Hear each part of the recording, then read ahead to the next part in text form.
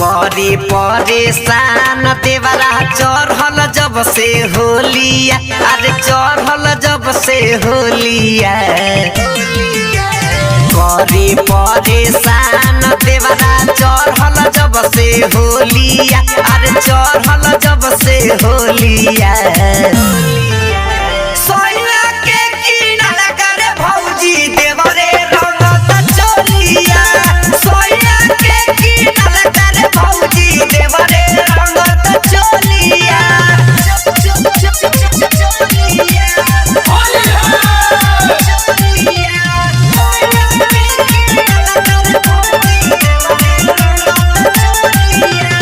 कोइले बा गरम बाटे बेसरम डलले बा ललका पियारा का,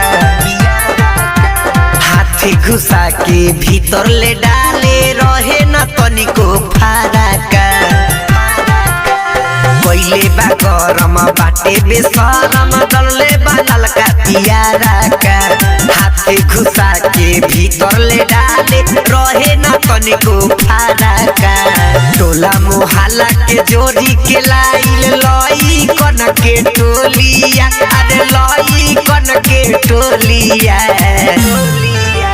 सोया के किनारा करे भौजी देवरे रंगत चोलिया, सोया के किनारा करे भौजी देवरे रंगत चोलिया।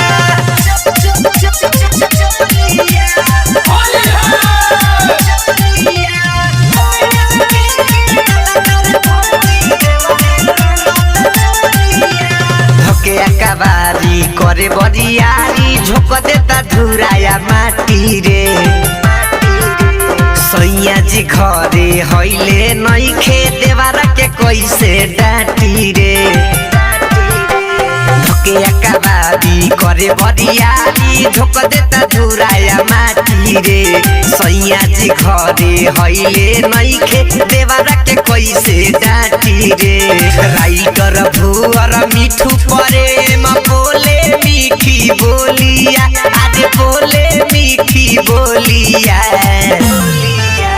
सोया के किनारा करे भौजी देवरे रंगत चोलिया, सोया के किनारा करे भौजी देवरे रंगत चोलिया।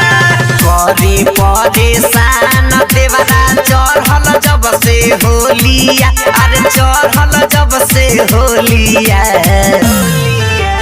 सोया के किनारा करे भौजी देवरे रंगत चोलिया, सोया के किनारा करे भौजी देवरे रंगत चोलिया। Recording by A to Z Dhaka.